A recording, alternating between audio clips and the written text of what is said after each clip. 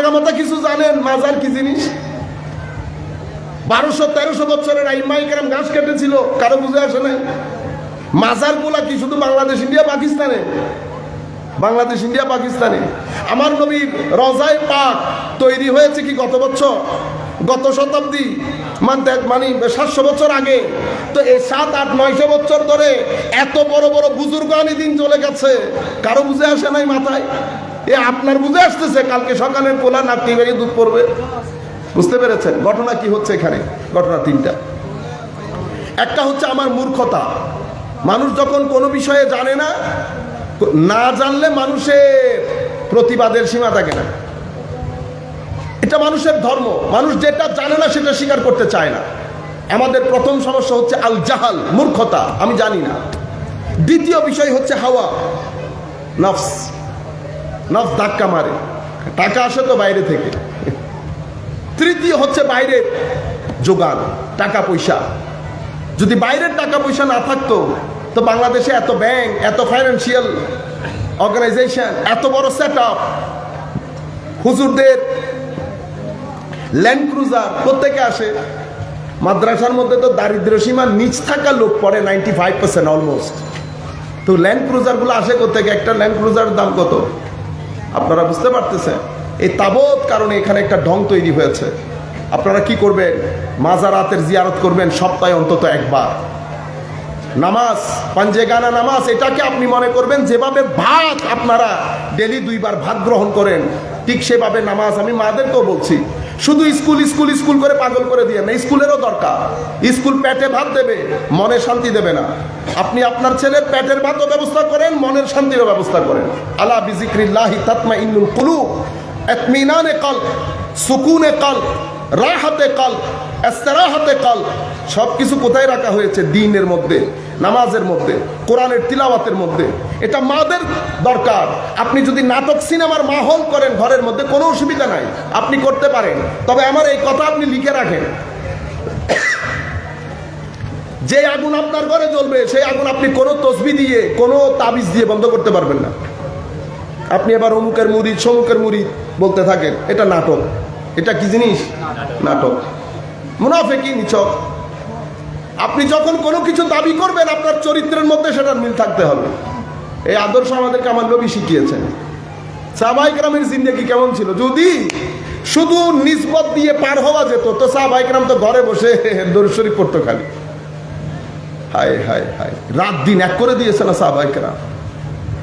Abu Bakr Siddique 40,000 দিরহামের investment, চিন্তা করে দেখেন তো তখনকার 40,000 দিরহামের ইনভেস্টমেন্ট আজকে কত হবে? আমার হিসাব মতে মিনিমাম 400 কোটি, মিনিমাম 400 কোটি টাকার ইনভেস্টমেন্ট। ও ভাই, 90-এর দশকের 50,000 আজকে 8.5 লাখ হয়ে যায় নাই। কেমনে হিসাব করবেন জানেন? কেমনে হিসাব? কিছুদিন আগে, এটা আপনারা মাথায় রাখবেন আমি কি বলতে চাচ্ছি, 2 বন্ধুর মধ্যে ঝগড়া হয়ে গেছে। তো ঝগড়া মানে টাকা নিয়ে। আমাদের এখানে তো আপনি যদি কারোর কাছ থেকে, কেউ যদি আপনার কাছ থেকে টাকা নিয়ে যায় তো বিসমিল্লাহ বিসমিল্লাহ। এমনিতে বুজুর্গ, বহুত বড় বুজুর্গ, নামাজ দোয়া একেবারে ওরে, মানে এই বিষয়গুলো আমরা মনে হয় যেন পকেটে রাখি নাই। বুঝতে পেরেছেন? যিনি টাকা নিয়ে গেছেন গেছেন, মনে রাখবেন খবরদার কখনো খরচ করে যাবেন না। টাকা আসবে খরচ দিয়ে দেন। আমার নবী সাল্লাল্লাহু, নতুবা জিম্মাদারি, আপনি বাঁচতে পারবেন না। তো 2 বন্ধু একজন আরেকজনের কাছ থেকে কি নিয়েছে? ধার নিয়েছে। বন্ধু মানে এখন 65-70 বছরে উপনীত হবে। ধার নিয়েছে কখন? 1987 সনে। কয় সনে? 87। তো দুস্তরে হদ দে, আমরা সিটেঙ্গি হতা বুঝন না? হ্যাঁ, আইন হই দিদি আই সিটেঙ্গি প্রমাণ করি গেলে। তো দুস্তরে হদ দে গিয়ে হদে ওবা আর হদ দেরি হদুবা হদ দিতে 5,000 নিয়ে ফলে যাবে। হদে 5,000 নিয়ে কি হয়ে যাবে? ফলে যাবে। হদে 5,000 নিয়ে ওকে টিয়া না। পরে 2 জন আমার কাছে আসছে, এটা এখানকার না, বাইরের কথা। তো আমি বলতেছি কাকা কয় টাকা নিছিল? ভাই মাত্র 5,000, সরি 10,000 টাকা। কয় টাকা? 10। কিন্তু উনি আমাকে বলতেছেন, হুজুর দেখছেন 10,000 টাকা দিয়ে তখন আমি মিনিমাম আমার এলাকার মধ্যে 7-8 ঘন্টা জায়গা কিনতে পারতাম। কিন্তু ওনার দৃষ্টিতে উনি মনে করতেছেন 10,000 টাকা ওকে ঠিক না, মানে 10,000 টাকা ওকে একটা টাকা। তো বসছে, তো বসার পর আমি কাকারে জিজ্ঞাইতেছি, কাকা 10,000 টাকা কখন নিছিলেন? 1987-তে। কাকা তখন স্বর্ণের বড়ি কয় টাকা ছিল? কাকার মুখে আওয়াজ বেরোয় না। তখন উনি বুঝতে পারতেছেন আমি কি বলতে চাচ্ছি। না হুজুর আপনি ওই স্বর্ণ টর্ম যাইয়েন না। আলাম না, বিচার করতে গেলে তো আমার স্বর্ণের মধ্যে যেতে হবে। আপনি বলেন তখন আপনি যা বলবেন তা। স্বর্ণ তখন মনে হচ্ছে 3000 টাকা করে। তাহলে 10,000 টাকা দিয়ে আপনি কয় ভরি স্বর্ণ পাইতেন তখন? তো 3000 3000 3000 3 ভরি 10,000, মানে আপনি 3.5 ভরি ধরেন, 3 ভরি। তো কাকা আজকে যদি আপনি 3 ভরি স্বর্ণ কিনেন কয় টাকা লাগবে? 3 সাতা মিনিমাম, 3 সাতা 21, তো 2,10,000 না? তো আপনি এখন ওনাকে 10,000 টাকা দিলে তো হবে না। আপনি এখন কয় টাকা দিবেন? 2,10,000 দিবেন। কাকা আপনি গো ভাই বিচার করতে আসলাম আপনার কাছে, আপনি উল্টা আমার উপর গলার উপর ছুরি চালাই দিতেছেন। আল্লাহ না, আপনার গলার উপর না। এগুলা ব্যাংক আমাদের সাথে খেলে, ব্যাংক এই খেলাগুলা খেলে। 90-এর দশকে আপনি 1 লাখ টাকা রাখছেন, আজকেও যদি ব্যাংকের কাছে যান ব্যাংক আপনাকে 1 লাখ টাকাই দিবে। কিন্তু 90-এর দশকে যখন আমি ব্যাংকে 1 লাখ টাকা রাখছি তখন কি ওইটা 1 লাখ টাকা ছিল? তখন কি 1 লাখ টাকা ছিল? হিসাব করে দেখছেন এটা কয় টাকা? 5,000 টাকা যদি স্বর্ণ ধরেন তখন 1 লাখ টাকা দিয়ে আমি কয় ভরি স্বর্ণ পাচ্ছি? 20 ভরি। 5 20 100, 1 লাখ। তো তখনকার 90-এর দশকের 1 লাখ, আজকে যদি আপনি 20 ভরি স্বর্ণ কিনতে যান 7 গুণ 14, তো 90-এর দশকের 1 লাখ আজকে কয় লাখ হইল? 14 লাখ। বুঝতে পারছেন? এই পেপার কারেন্সি এভাবে নিচে চলে আসে, কিন্তু স্বর্ণ মুদ্রা নিচে আসে না। স্বর্ণ মুদ্রা এমনি থাকে। সেই কারণে মুসলমানদের অর্থনীতি স্বর্ণ মুদ্রা নির্ভর ছিল। এটাকে আপনি ডিভ্যালিউ করতে পারবেন না। এখন তো আমি আমেরিকা থেকে উধার নিলাম, দাঁড় নিয়ে আমি টাকায় পৌঁছতে পারি নাই, আমার 2 লাখ টাকা কয় লাখ টাকা হয়ে গেছে? 1 লাখ টাকা হয়ে গেছে। বুঝতে পেরেছেন? চাবি তাদের হাতে মুসরায়, চাবি তাদের হাতে মুসরায়।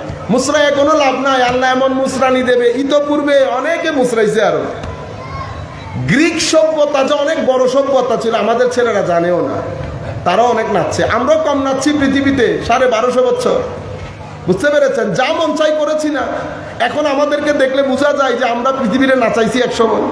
এখন তো আমাদেরকে মায়ানমারও মারে, মায়ানমারও মারে না। বুঝতে পেরেছেন? ইন্না আওহানাল বুয়ুত লাবাইতুল আনকাবুত, সবচেয়ে নড়ে বড়ে ঘর কিসের? মাকড়সার। এখন আমরা মাকড়সার ঘরে থাকি। তখন আমরা কিসের ঘরে থাকতাম? স্টিলের ঘরে।